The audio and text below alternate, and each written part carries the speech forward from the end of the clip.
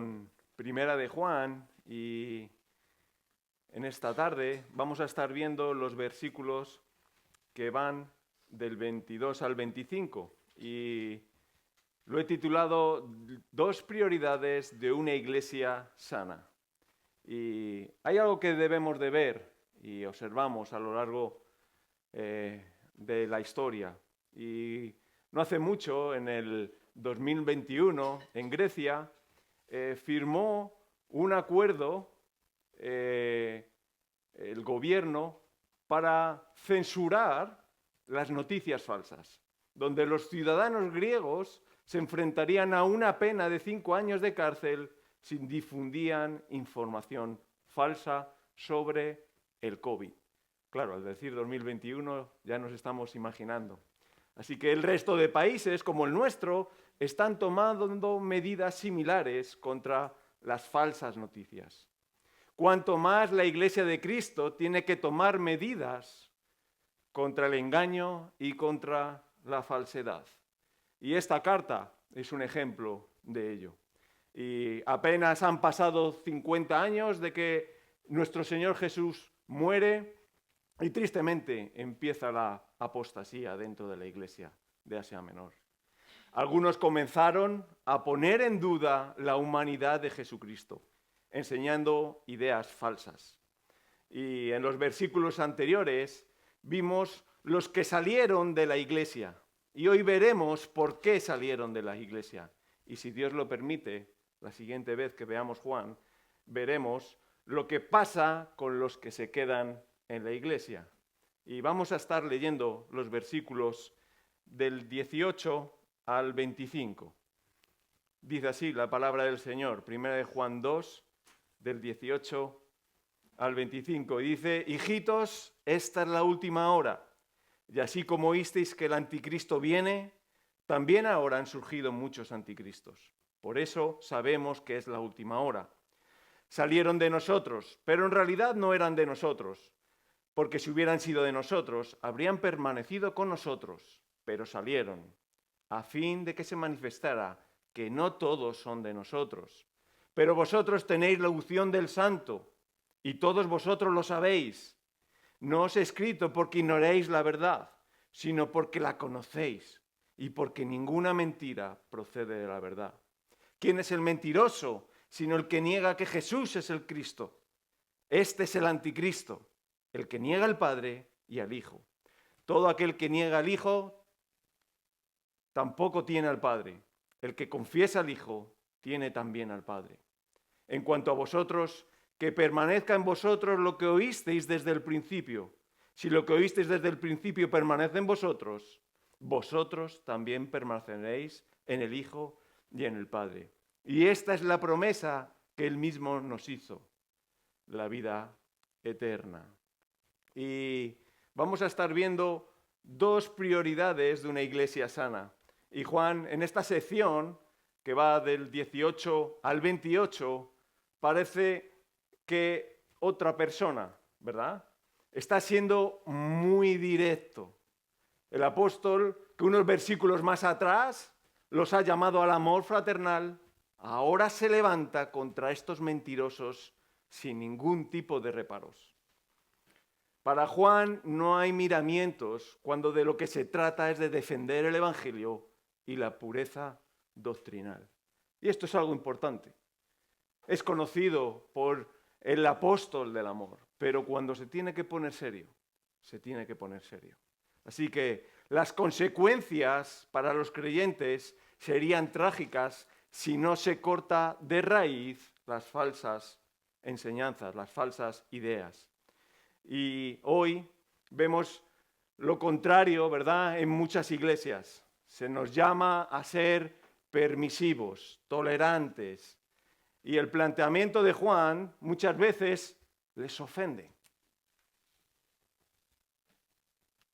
No te lo van a decir así, pero aconsejan, bueno, no debemos de adaptarnos a los cambios y desechar todo aquello que genere disputas en las iglesias.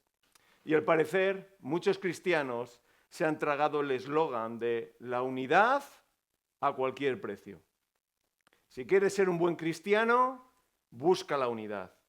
El cristiano no debe ser dogmático, dicen algunos.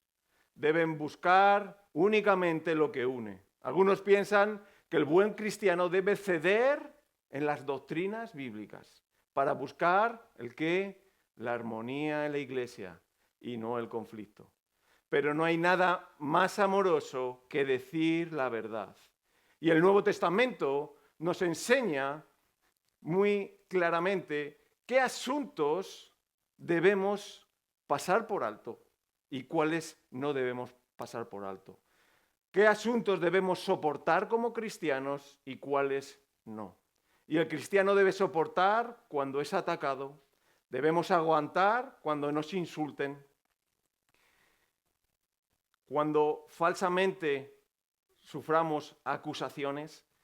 El Señor Jesús nos enseñó cuál debe ser nuestra actitud con aquellos que nos quieren dañar.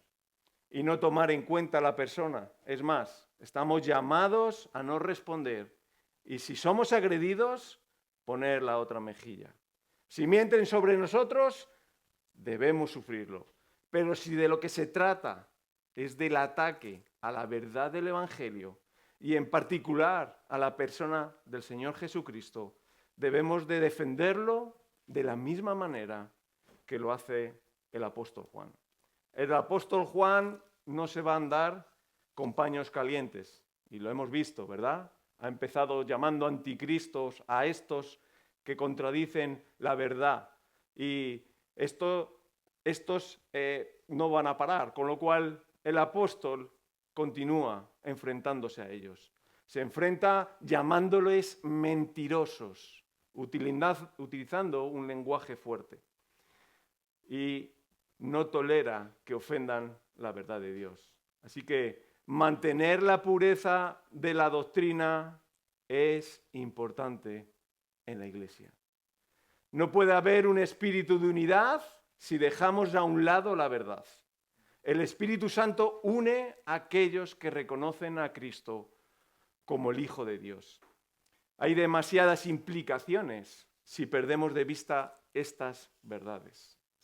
Si perdemos de vista la encarnación de Dios, el sacrificio en la cruz por nuestros pecados, la resurrección y la obra del Espíritu Santo son verdades que nosotros debemos de defender. Así que en toda esta sección va a estar hablándonos del peligro de la apostasía, el peligro que surgirá a consecuencia de las falsas doctrinas. Y torpes seríamos si no entendemos que hay un conflicto espiritual donde nuestra fe va a ser estorbada. Y Juan reconoce las dificultades del cristiano y sabe que tenemos un conflicto interno a causa de nuestra naturaleza humana que nos induce a pecar y un conflicto externo espiritual que quiere destruir nuestra creencia y nuestra fe. Pero le recuerda que el verdadero cristiano está a salvo. ¿Por qué? Porque conoce la verdad y tiene la unción del Santo. Y todos vosotros lo sabéis. Iros al versículo 20. Pero vosotros tenéis unción del Santo y todos vosotros lo sabéis. ¿Qué hace que sigamos creyendo el Evangelio y que nos mantengamos firmes en la doctrina?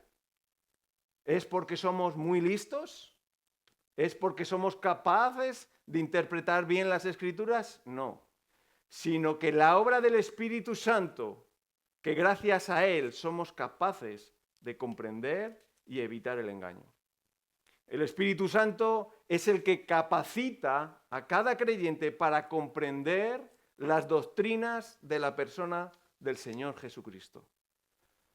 Nos permite entender algo sobrenatural, como la naturaleza de Cristo, la humanidad y su divinidad. Nos permite comprender la doctrina de la justificación mediante la fe, la doctrina de la muerte sustitutoria en la cruz.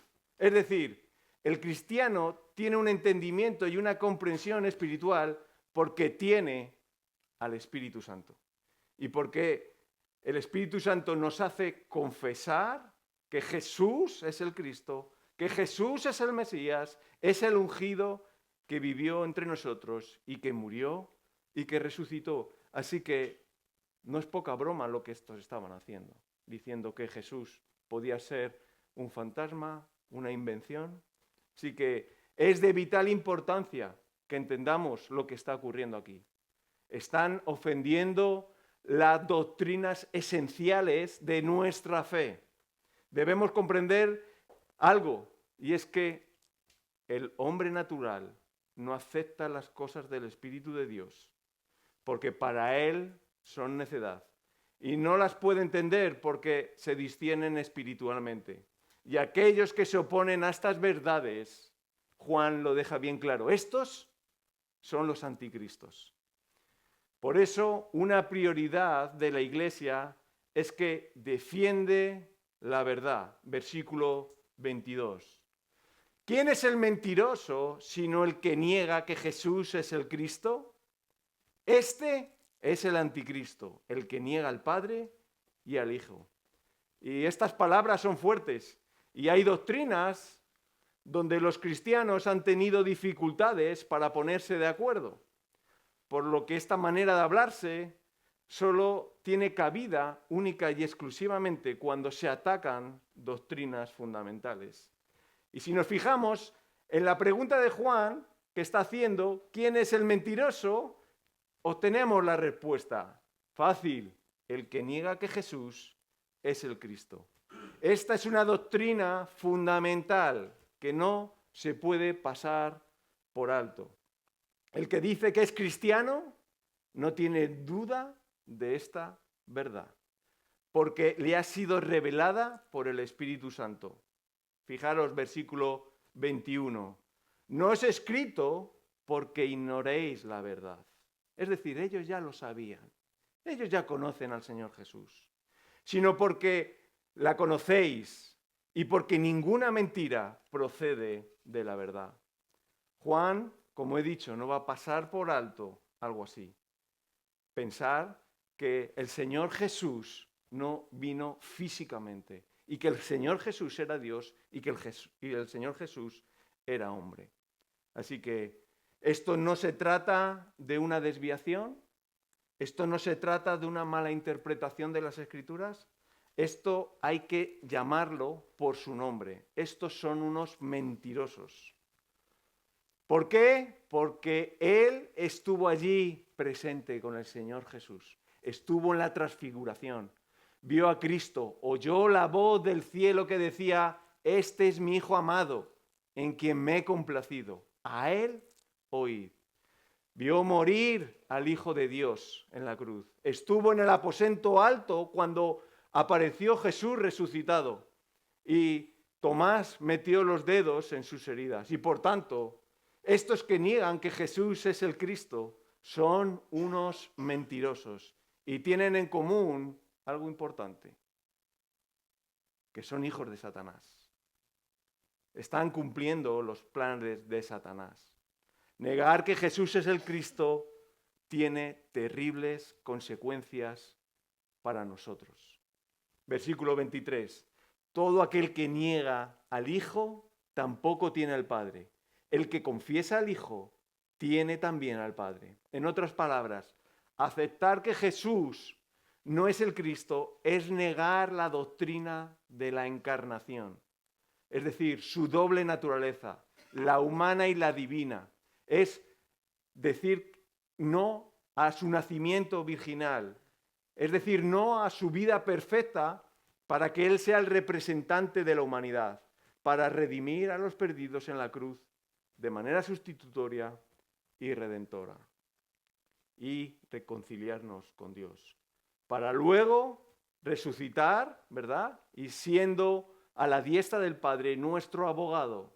Así que hacer caso a estos mentirosos es trágico para nosotros. Fijaros qué implicaciones tiene no defender la verdad, no defender lo que Dios es, quién es Jesús. Y nos damos cuenta a lo largo de la historia, las herejías comenzaron haciendo ¿el qué? negando la encarnación, negando el nacimiento virginal, negando la resurrección, la ascensión, la promesa de su regreso. Es decir, todo lo que dicen creer en Dios y no creen lo que dicen las Escrituras sobre la humanidad y la deidad de Jesucristo es un mentiroso. Y no conocen al Padre, porque negar al Hijo es negar al Padre. ¿Y qué consecuencias tiene? Es que está perdido. Está perdido. Así que hemos visto que una iglesia sana defiende la verdad como hace Juan. Llama a las cosas por su nombre. Y ahora veremos en los versículos 24 al 25 que una iglesia sana retiene la verdad.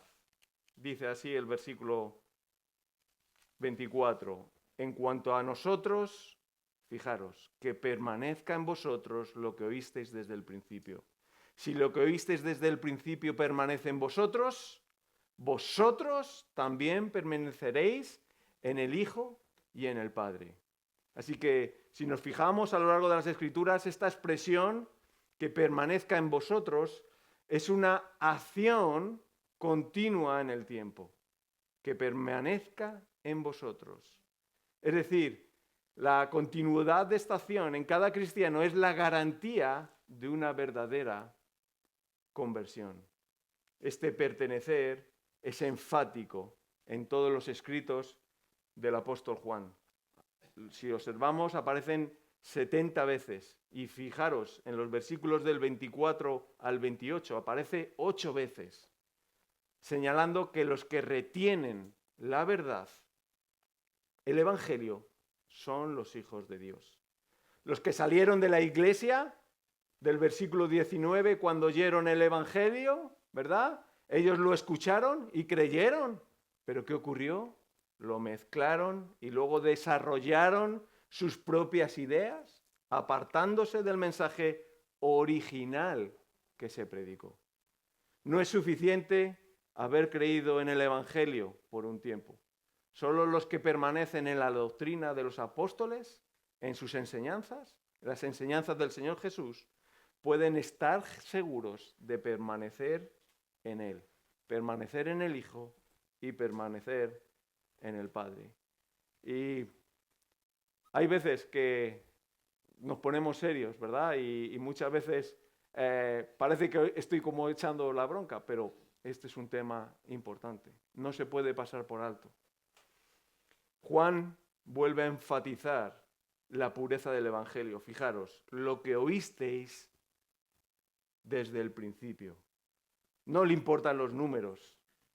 Lo que le importa es el mensaje de la iglesia. ¿Qué fue lo que oyeron desde el principio? ¿Qué deben retener? Pues deben retener que Cristo es Dios hombre, una persona, dos naturalezas, humana y divina, Dios encarnado.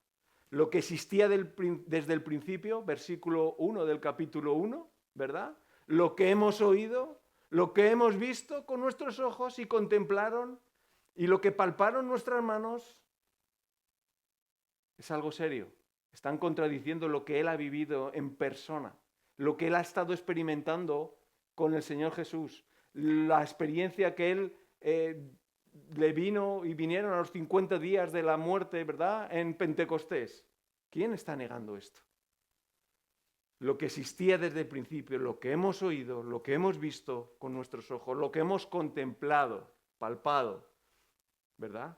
Así que Jesús tuvo un cuerpo real, nació virginalmente por obra del Espíritu Santo, no fue algo imaginario, no fue un fantasma, no fue un buen hombre o un profeta, sino que Dios encarnado tuvo un cuerpo humano, caminó y vivió entre nosotros. Vivió una vida sin pecado, hizo milagros, sanó enfermos, murió por nuestros pecados, como dice las Escrituras, fue sepultado y resucitó al tercer día, como dice las Escrituras, se apareció a sus discípulos, se apareció luego a 500, ascendió a los cielos y mandó al Espíritu Santo para que nosotros tengamos vida eterna. Esto es lo que tiene que retener la Iglesia. Las verdades de Cristo. Fijaros, versículo 25. Y esta es la promesa que Él mismo nos hizo, la vida eterna. Así que negar al Hijo es negarlo todo. Si le negamos, también negamos, si negamos al Hijo, también negamos al Padre. También negamos al Espíritu Santo, es decir, la doctrina de la Trinidad, quien hacen que cada uno de nosotros podamos ser salvos. Quien hacen que entendamos lo fundamental de la fe cristiana. El Padre fue quien ideó el plan de salvación, el Hijo quien lo ejecutó y el Espíritu Santo quien abre nuestros ojos a la realidad del Evangelio. En definitiva, negar a Jesús nos deja en manos del resto de religiones, es decir, de los esfuerzos humanos. Y cuando crees una mentira, te conviertes en su cómplice. ¿Por qué? Porque apoyas al inventor y al príncipe de las mentiras, es decir, a Satanás. Te conviertes en un anticristo. Si Cristo no se hubiese encarnado, si no hubiera habido la unión de estas dos naturalezas, la humana y la divina, no podríamos haber nacido de nuevo y recibir una naturaleza divina, porque nacer de nuevo implica estar unidos con Él. Es apropiarnos de su naturaleza al recibir el Espíritu de Cristo. Y lo vemos a lo largo de las Escrituras. El cristiano está unido a Cristo y Él en ellos, porque nuestra vida está escondida con Cristo. Él vive en nosotros. Hemos sido crucificados con Él, hemos resucitado con Él. ¿Para qué? Para ser bendecidos espiritualmente en los lugares celestiales con Cristo. Así que no es poca cosa de lo que se trata aquí. La defensa que está presentando y cómo les está indicando lo que son, es algo que debemos aprender como iglesia, ¿verdad? Hemos visto cómo Juan defiende la verdad del Evangelio y cómo su iglesia no podemos pasar por alto enseñanzas que nieguen la encarnación de Cristo, porque afectan de lleno al plan de salvación de cada uno de nosotros. Así que, ¿cuántas religiones hay a nuestro lado, verdad? Testigos de Jehová, los mormones, todo este tipo de personas, ¿verdad? Todo este tipo de religiones falsas que niegan que Jesús es Dios. Esto es tremendo. Así que no podemos dejarnos embaucar, no podemos permitir que estas influencias ni siquiera se piensen. También hemos visto que reteniendo la verdad, es decir, su palabra, el cristiano permanece en comunión con el Hijo y con el Padre. ¿Para qué? Para obtener la promesa de la vida eterna. Las falsas doctrinas nos roban la esperanza del nuevo nacimiento, nos roban la esperanza de la regeneración, la segunda venida, en definitiva, la vida eterna, los cielos nuevos, donde estaremos con Él por toda la eternidad. Y por tanto, estos que niegan que Jesús es el Cristo, Juan lo deja claro, son unos mentirosos y no permanecen ni pertenecen a Él. Vamos a orar. Sí, Padre, gracias te damos, Señor, por tu palabra. Gracias te damos por estas advertencias que observamos en ella. Y, Padre, vemos que podemos fallar, podemos pecar, pero que en tu palabra observamos que el cristiano verdadero ha sido señalado y ha sido perfeccionado en estas verdades. Señor, y no es porque nosotros seamos más inteligentes o porque nosotros sepamos más, sino porque es la obra del Espíritu Santo, es la obra del Hijo, la obra de nuestro Señor Jesucristo y el plan de nuestro Padre. Te damos gracias por esta redención que tenemos. Te damos gracias porque muchas veces no valoramos y pasamos por alto muchas doctrinas y muchas enseñanzas de tu palabra, que pueden ser estorbadas por unos malos pensamientos o por unas malas ideas. Señor, ayúdanos como iglesia a defender estas verdades, no porque seamos más listos, sino porque las entendemos, porque la obra del Espíritu Santo la ha hecho en nosotros. Señor, ayúdanos a comprender, a crecer, a enriquecernos de todas tus promesas y de todas tus doctrinas para que sigamos creciendo. Señor, y es una alegría como iglesia ver el interés que esta iglesia tiene por el crecer en tu palabra. Y damos gracias por ello, Padre. Damos gracias porque en tu misericordia nos estás haciendo crecer a la semejanza de Cristo. Señor, te damos gracias por ello y pedimos que tú nos ayudes en todo. Y lo pedimos todo en el nombre de Cristo Jesús. Amén.